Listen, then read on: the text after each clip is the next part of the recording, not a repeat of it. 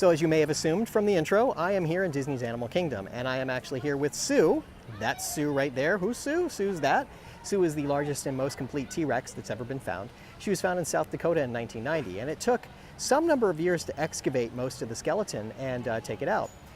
Disney, in conjunction with McDonald's and with the Field Museum in Chicago, decided to bring Sue here in 1998 when the Disney's Animal Kingdom opened and do all the cleanup work here and put her on display.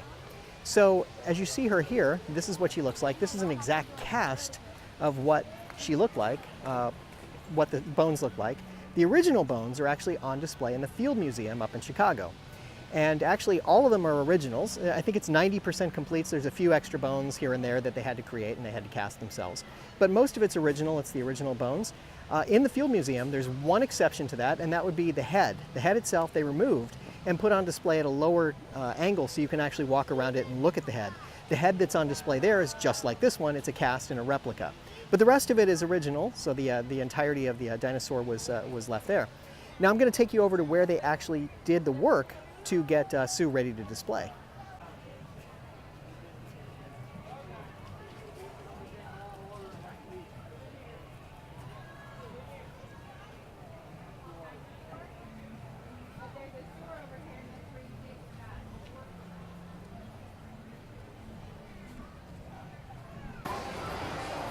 Back when the Animal Kingdom first came into being, there was no Dino Land.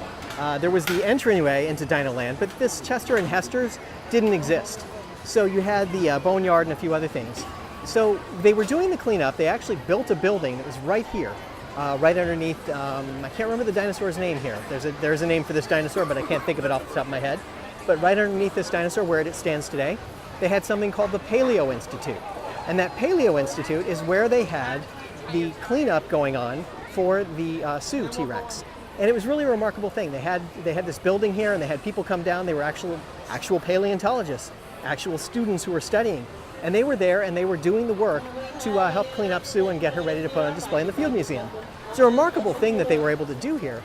But the oddity of it all was the way that they had this relationship with McDonald's to actually do the connections. They had some deep pockets to be able to fund their effort. It just was kind of weird because it turns out that, you know, they wound up having McDonald's fries different places, and they had McDonald's tie-ins all over the place. If you look at some of the things that I'm showing here, you'll see that there was a lot of different tie-ins and a lot of different things that they did, and it just seems a little bit hokey and a little bit like they were trying to force the issue a little bit. So as we stand across over this way, the building would have actually been on this site right here where the dinosaur is standing.